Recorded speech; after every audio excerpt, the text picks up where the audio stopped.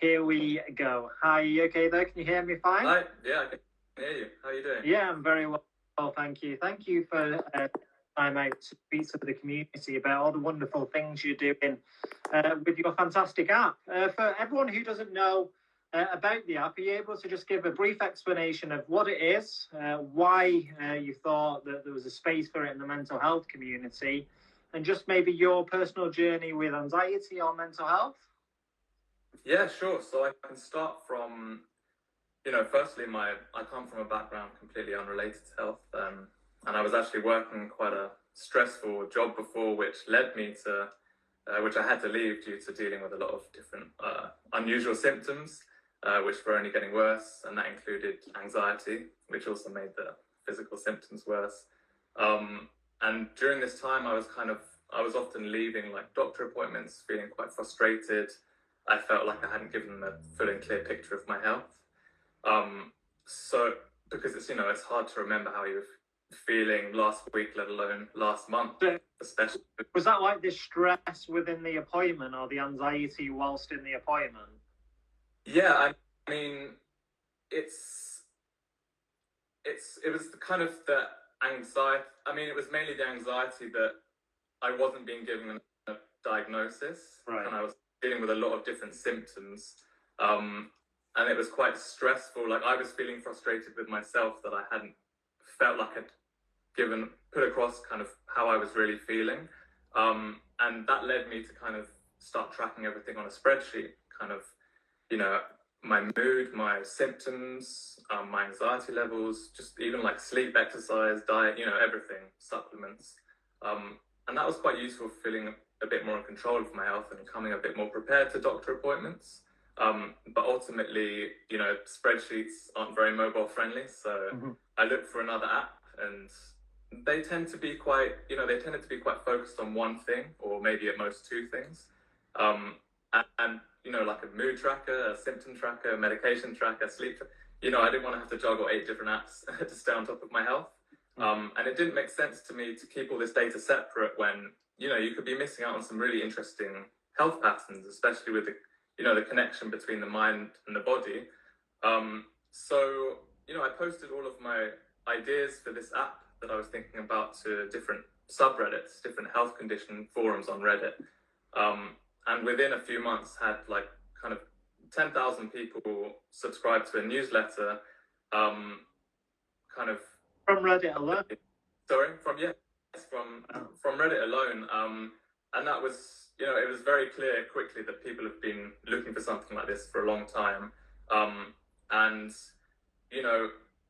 when we released the app at the time of the pandemic, coincidentally, when that started, we were really building it with the community. We were, I was posting all my designs. I was like, how's this looking? How's the app go? Like sending prototypes, and really that's continued in the last few years. We've really built the app alongside our community, rather than kind of, if we want to be very, what you call like patient-centric or user-centric, you need to be listening to what people actually want. And we have, for example, like a public roadmap when people could vote and suggest new features. And in terms of like the ultimate vision of our app is we want to build like a community of engaged patients helping themselves, almost like crowdsourcing what's working for people with specific health issues and allowing them to share like their ultimate self-care routine with others in a similar boat to them. And I can go into a bit of detail of like the kind of anxiety that I was dealing with. If that... Yeah, just going off the app. So firstly, I guess, are you a analytic like person? You like spreadsheets, so that's why you leaned into that at the time, which is fantastic. And I love the gap, like you said. A lot of people go, especially in the anxiety community, go to doctor's appointment. They have all these things that they want to say to the doctor, and then they go in and the mind goes blank, which is a common anxiety symptom. And like you say, they can leave the physicians feeling frustrated, maybe off-putting that they put themselves through that situation, and they're embarrassed that they couldn't actually say what they wanted to say. So it can actually stop them from going to the doctors in the future. So I really love how you've leaned into how that sparked the almost idea of the app of leaning into trying to get the best information for someone who's going through something. And I know you said it's not anxiety specific, but like relating it to our community, it really does fit, because I know so many people who go into a doctor's office and I hear from them and they say, listen, I wanted to say all this, but I left saying nothing and I feel frustrated with myself. So just regarding that actual aspect, what part of the app helps a person regarding that? So how will the app help someone who wants to get everything off the chest with the doctor and have an open conversation without them missing or the mind going blank?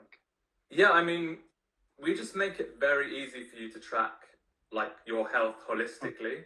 So you can easily track, quickly track your moods alongside your symptoms, alongside your how severe your anxiety is, and even your other factors that are really important that can impact anxiety, like your sleep, like your diet, like your exercise levels, and you could easily write notes as well. It can just, in addition to your habits and any supplements or medication you're taking, and it can just really quickly, you can just come prepared. You can look through your timeline and say, this is how I was feeling last week. This is what I was doing. This is how my sleep was. And it just really gives that doctor or therapist an overview of your health, like quite quickly. And it just helps to spark conversation. You just come a lot more prepared. You come with data, and feedback we've got is that coming prepared with like graphs and kind of a timeline, it makes doctors take people a bit more seriously. And on the point that you were making as well, like I feel like some people, and this can relate to anxiety too, I think, which comes with a lot of like physical sensations too. But the people who I've spoken to with chronic health conditions like chronic fatigue syndrome, for example, they feel relatively, what you call like gaslit by doctors, because the doctor often they will say it's all in, they'll phrase it as if it's like all in their head kind of thing. Right. When they're actually dealing with a lot of, real physical symptoms, and that applies to anxiety too. So being able to actually come with this hard data on like, these are the symptoms I was experiencing, these are how severe they've been, these are how they've changed, even not only during the week, but over the course of the day as well. It just gets doctors to take people a lot more seriously and help get towards a diagnosis more quickly as well. Yeah, someone just put being proactive about your own health is really important, and I couldn't agree more. And like you say, that's really interesting that it almost changes the doctor's behavior, because again, like you say, in the anxiety community, some people go to the doctors, they tell them how they're feeling. They're not having a panic attack in front of the doctor, so they may, to the doctor, come across as calm. And like you say, sometimes, not all the times, but people feel dismissed by doctors. So having that extra evidence, so to speak, where they can actually look at the data is amazing. Do you guys do you monitor heart rate, or is that something that you'll do in the future, just out of interest? Yeah, we do monitor heart rate as well. You can, so we found it very important. It's very important for us to like keep your what you call objective outcomes. So the passive stuff like the heart rate, the sleep, the steps, things like this. In addition, in the same place as the subjective stuff.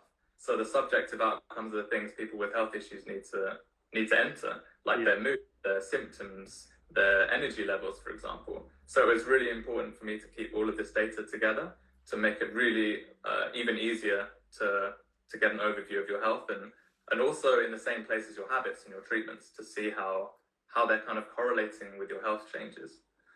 That's really interesting. So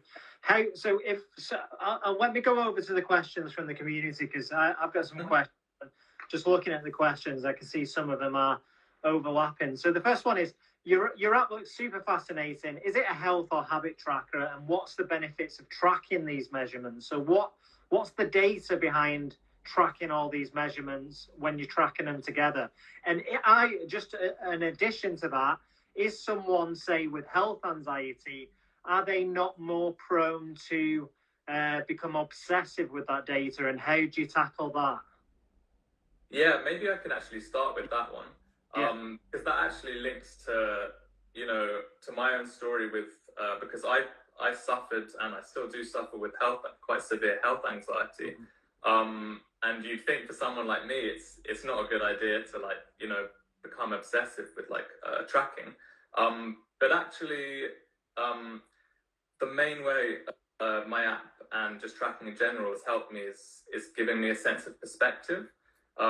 So I would often convince myself, like a lot of people with health anxiety, that I was coming down with a range of different illnesses from, Dr. Google. And I would note this down in the app every time that was happening, every time I thought I was coming down with something. And then when I look back, with all of this data, I could see the sheer amount of times I thought I was going to get sick and actually nothing happened. And that was, the overwhelming majority of times, 99% of times. And having just this data, this kind of hard data, like really reduced the severity of my health anxiety I experience now, and also kind of made me much less likely when I start feeling some symptoms I don't really recognize to start spiraling into like something worse, like a panic attack. And also when dealing with anxiety, there used to be a worry, at least in my case, that the feeling would last forever. Yeah. And the kind of associated symptoms, physical symptoms that came along with anxiety. But by entering this data into the app, I was able to kind of gain perspective in seeing that those severe feelings of anxiety actually would often last much less kind of time than it seemed in the moment.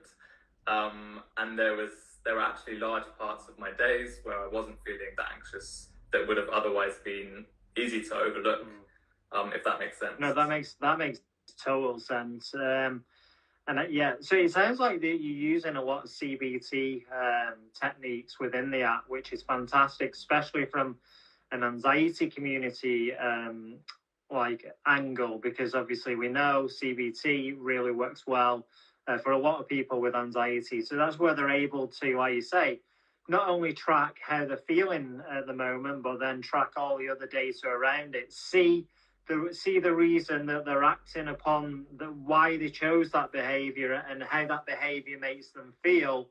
And then, like you say, they can analyze that, which is a very, very integral part of CBT. So I really love that you're able to use it and look at the data. And like you say, where you've openly said that you're prone to health anxiety, and that just shows when you use them techniques correctly, it can really help someone with anxiety and with health anxiety. So I really love that, because I know a lot of people with anxiety really want to look at the data. But like you say, if it's just, for example, we have a lot of people who were fitness trackers on like Fitbit or whatever. They start to get obsessed with their heart rate, because every time they're anxious, their heart goes up. Get scared of the heart rate, will start to wonder, why is my heart beating so fast? And if they don't have the psychoeducation behind why that happens in anxiety, they can ruminate on that specific symptom and start to worry that they have a heart condition and go down the route, like you said, of Dr. Google, go to the doctors. And it can be a real tough spiral, as I'm sure you know, like having health anxiety firsthand. So I just love how you've got the whole array of data, and you're able to give someone the data, but not only where they don't get focused and fixated on it, where it gives them it gives them the data, but then it gives them a rational explanation, because you go into so much detail. Yeah, definitely. And in terms of your question of like, to answer your question of whether we're a health or a habit tracker, we're a health and habit tracker, and that's where we're kind of quite different from kind of more conventional health trackers or conventional habit trackers. And like just to build on that, kind of the benefits of tracking these things together, like your health alongside your habits, is that you can get insights into the kind of the impacts of your, the habits or behaviors or choices you're making, and even your treatments kind of on your health. So it might be the days you track your sleep and you track caffeine, or you have caffeine and you track it in the app, your sleep or your anxiety are worse, for example. And you might even kind of find a correlation between your anxiety and other physical symptoms you hadn't, for which you hadn't kind of put the two together, like, indigestion, for example, being a classic example of an anxiety symptom. And, it can also serve as like a nice motivator for starting a new positive habit, that you won't be able to see some data on how that habit is actually, like how your health is trending since you actually started that new habit or treatment as well, especially if, your doctor has got you started on some either supplements or medication. You can actually track how your anxiety and the related symptoms have changed since you started that treatment, and you can come a bit more prepared to the doctor appointment and say, oh, this has made this a bit better, but it's actually made this symptom quite a lot worse. And I think that's a really useful conversation starter for people with their doctors, in kind of helping them understand like what the best next route is to take. Yes. So I've got two questions just on what you said there. So the first one is, you said it's not a health tracker, it's not a habit tracker, it's not a sleep tracker, it's all these things, which is fantastic. My question is, we have these standalone health trackers, we have these standalone habit trackers, sleep trackers. Are you cutting corners to curate this big one platform? Because why are they standalone, and why is nobody put them all together? Is it difficult to put them all together? These are standalone apps, aren't they? And you've come and you put everything together. Well, my first thoughts are that must have been a massive task. Yeah, I mean, you're right. Like we found out pretty quickly why people focus on just one thing when they're making an app, because it's very hard to make an app where you can keep all of that stuff, track everything in one place without it, and make it very customizable without it feeling overwhelming. So that is kind of often one of the criticisms we'll get, is that it's like too customizable. There's too many things I can track. So our task has always been to kind of, how do we make it as simple or as complex as the user wants it to be? But that's a very difficult challenge when you're trying to do everything. But I think that's why other companies have focused on one thing, is because it's a lot easier and they can really target like a niche, right? And really focus on that and build.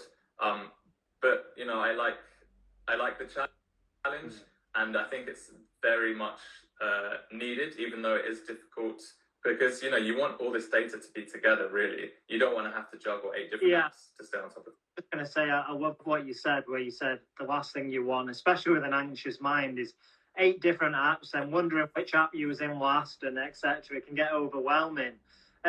Regarding what you said, and I agree with you, for some people it may be overwhelming seeing all this data, but I don't know if you have it as a function or if you're looking into it as a function in the future. Is there going to be an option where, like, I could create a profile and I could choose which aspects of the app that I wanted it to track, so almost like an individual tracker for my sensors? Yeah, no, you can do that already. Like that's the great thing about we have a very simplified home screen which has all of the things you want to track on it, and you can just easily customize that. So you could, if you wanted to, you could just track your symptoms, like your anxiety and your sleep.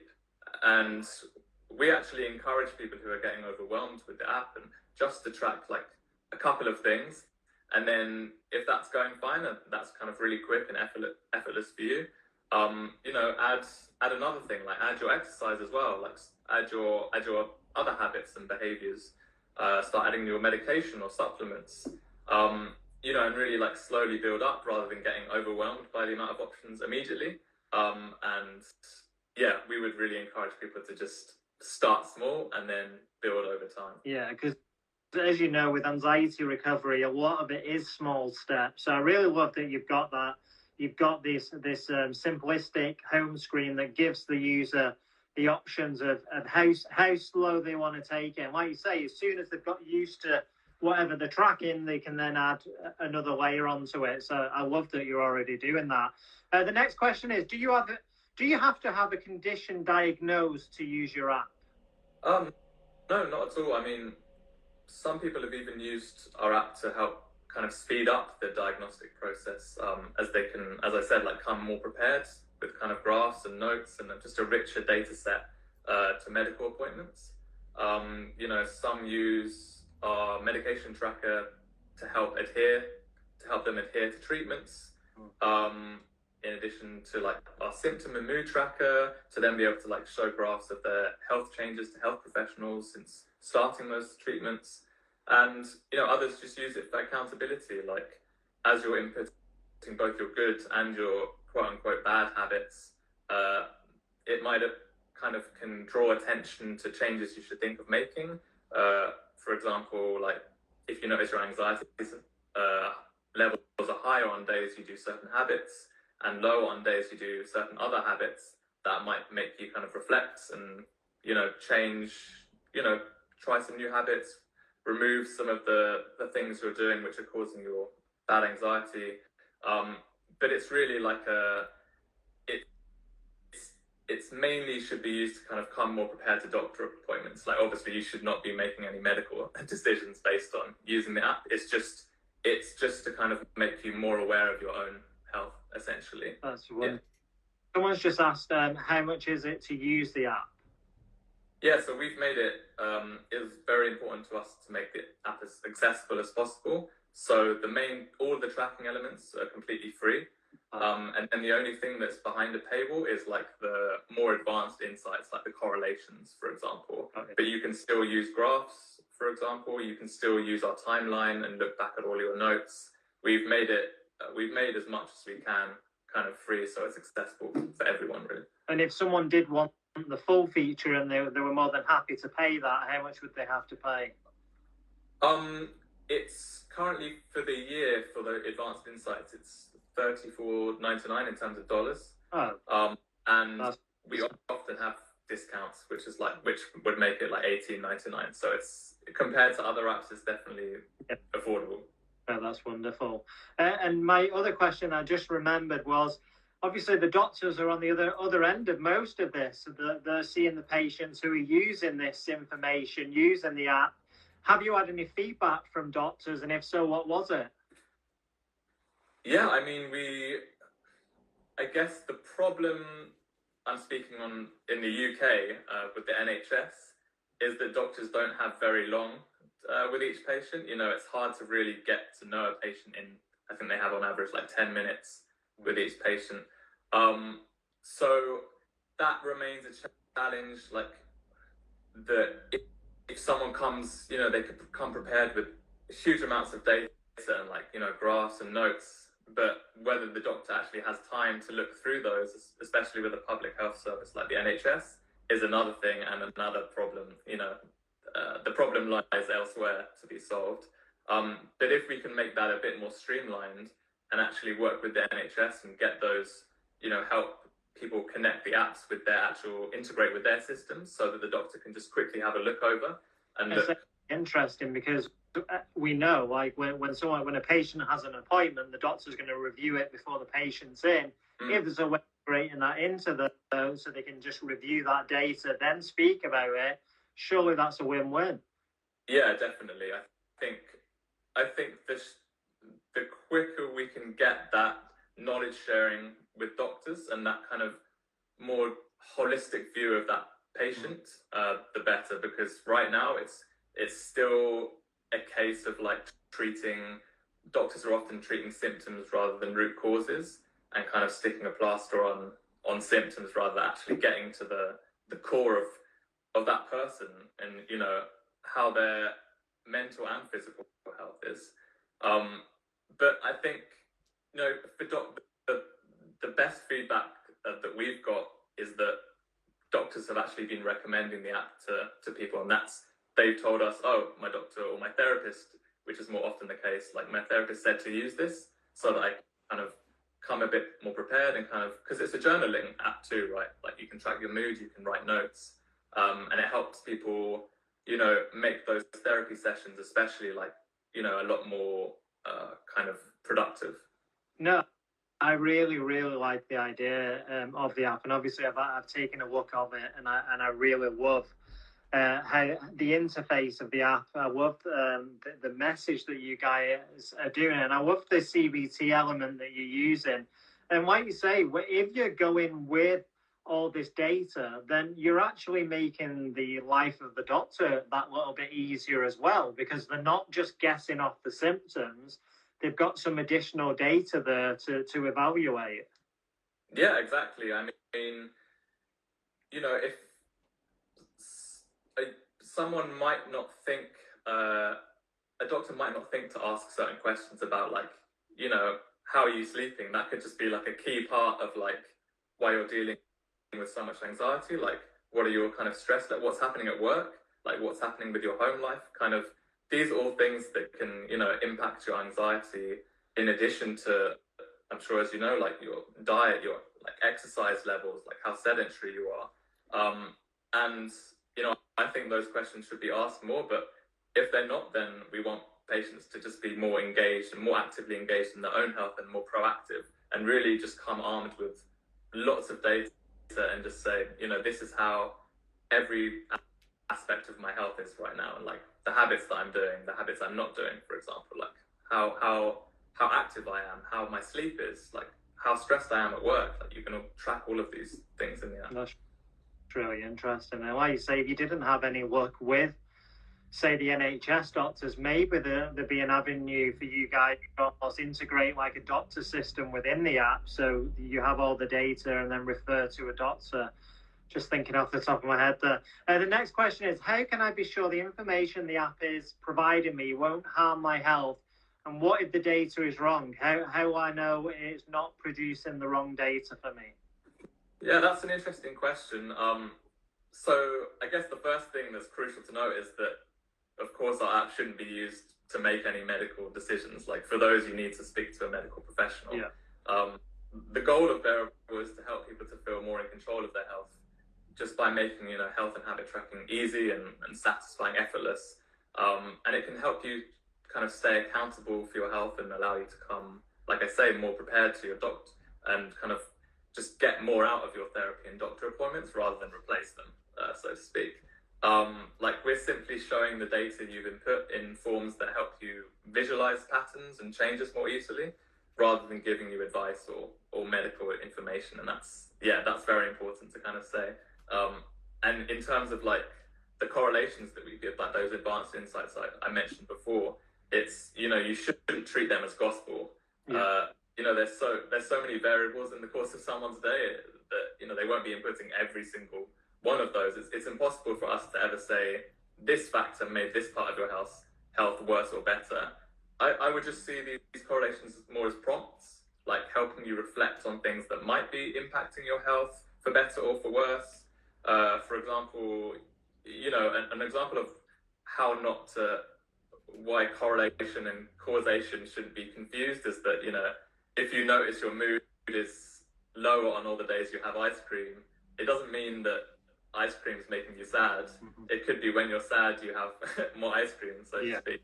So it's important to just know that we're showing correlations. Yeah, so you're like showing the trends and then starting the discussion from that, isn't it? Yeah. It almost could be a prompt, like you say, where a doctor may not ask the sleep, but obviously if they're seeing data where a patient's having 4 hours sleep all the time and they're coming in to the office with low mood or anxiety, then maybe they're going to look into that and see, is there a correlation between the sleep and the anxiety. So it's opening the discussion, and like you say, it's almost like a prompt, not only for the person, but for the medical professional or therapist as well, who may be looking at the data. Someone's put, at what age can I start using the app? Have you got an age limit? So you need to be at least 16 to use Bearable legally. But we do have some people kind of even using the app to track the health of their kids and the health of their partners or elderly parents or even pets as well. But yeah, most of our community using the app is between 18 and 35. Right, that's wonderful. And someone's put, can your app break my habit of hours upon hours on Dr. Google? And if so, how? So I imagine your personal experience, you'll be able to answer this. Yeah, exactly like I mentioned before, it kind of using the app kind of helped me reduce my health anxiety by allowing me to kind of look back and see just how many times I thought I was getting some illness and it turned out to be nothing. Also by tracking mental and physical health regularly, you kind of just get a better understanding of your mind and body. And for example, you might notice, I get that feeling that there's a lump in my throat when I'm anxious and stressed, but it usually goes after a day. And you might feel less of a need to Google the hundreds of other causes of that sensation. No, yeah, it sounds fantastic for someone dealing with health anxiety. And finally, and you've been so honest, so I'm sure this is a simple question for you, but for some companies, they do stutter on questions like this, but what's the worst feedback you've had received about the app, and how did you rectify it? Yeah, it's a good question. I think I've touched on this already. So firstly, I should say, like, we're very lucky that in kind of getting overwhelmingly positive reviews, and I think this is because we've built very closely with our community. Like we're asking what they want us to make next, essentially, and then building it. However, one thing we get told a lot is that the app is a bit overwhelming, like I mentioned, due to how customizable it is, how many things you can track. So while customizability is one of the things a lot of our users love about the app, it's also something that can scare some people. And we've always wanted to make the app like as simple or as complex as the user wants it to be. And we're working on ways to kind of make the app a lot simpler from the start, like I mentioned, with more of like a gradual, only tracking a couple of things to start with, and then more of a gradual build up to the more advanced customizable options, so as to not, scare people off with the amount they can track on day one. Yeah, no, that's wonderful. And great how you, like you say, because you've literally have been community focused from day one, I imagine with projects like that, you take all the good and bad feedback, and that's what makes it a fantastic product. And like you say, that's what makes it a product where you're getting these great reviews, because it's literally been built by the community. By giving that ownership to the community, was there ever any stages where they came up with the suggestion that maybe you thought was a bad idea, or maybe you wasn't 100% like in favor of it? And how did you overcome that? Yeah, I mean, so we have a public roadmap where people can like suggest new features and vote on new features. And obviously when that's open to everyone, there's just, there's thousands of feature requests you're getting. And some of them are just, just not achievable. So we're very clear, and it's a piece of software we use where we can just kind of drag it to a not achievable section, right, and kind of write a comment and let them know like why this is not possible, at least in the near term. And we very much focus on the realistic stuff that most people are asking for. And we don't only do this from the roadmap, but I'm always speaking to people, asking for feedback, and starting polls on Reddit and also Discord. We have a very engaged community, because often things on the roadmap can become quite outdated, like they've been there for a couple of years, and so many people are posting features that they often will fall quite low on the list where others can't see them. So I'm always kind of bringing the roadmap items to the Reddit forums and Discord to actually get people to vote again in those communities, just to make sure we're building the right things. And I'll send them designs, I'll send them prototypes, just to make sure they really understand the feature. And yeah, it's just so crucial for our app to continue from how it was kind of first born, in like building alongside the community. And it's a benefit for both of us, because it's we know exactly what we should build, and they're getting an app that feels like they are kind of building it, and they're an integral part of the community. Yeah. And just for everyone in the community, firstly, if they want to download the app, what's the best place they can download it? And secondly, if they love the app, they want to use it, and they want to be part of this roadmap, where's the best place they can follow you and join in the community? Yeah, so you can just download the app by typing Bearable app into your app store, and it's on Android and BEAR. Yeah, BEAR. Bearable app. You might see it called Symptom and Mood Tracker, but you'll probably see the Bearable app underneath that as a subheading. And in terms of where to follow us, on this Instagram channel, Bearable app at Bearable app, which is the same on Twitter as well. Right, fantastic. And if someone wants to go on the Discord or see your stuff on Reddit, do they just type in your app and then it'll come up with this? Yeah, so if you type in Bearable app Reddit, our community will be top of the Google kind of search, and within that Reddit community there'll also be a link to the Discord, like an invite there, so you'll be able to get to Discord through there too. That's wonderful. Well, that just leaves me to say thank you very much for sharing everything that you're doing with the community. We'll be popping this on the platform here. And for everyone who listens to the DLC live podcast, because you prefer it in an audible form, this will be live on within the next 72 hours. Just continue doing the amazing work that you're doing. It's been a pleasure speaking to you. Thank you for answering the questions from the community. And what's next for the app? What's the next latest update that you've got in the works? So I mentioned how you can kind of track your habits and your health, but right now it's kind of we don't have a dedicated habit tracker. It's quite you're just tagging items. Mm-hmm. But right now we're working on, we're very close to releasing what we're calling our goals and habits feature. So you'll be able to actually add to-do list items to the top of the homepage so that they're easily viewable, and you can just easily tick things off, like one-off tasks, repeat tasks, and it's just going to make kind of for even better kind of insights on these goals and habits, and just easier entry really. So we're very excited to be releasing that within the next month. Oh, fantastic. Wonderful. Again, thank you so much for taking the time out. And I'll be popping this on and continue to do what you're doing. Brilliant. Thanks so much for having me. It's been a pleasure chatting. No problem. Take care.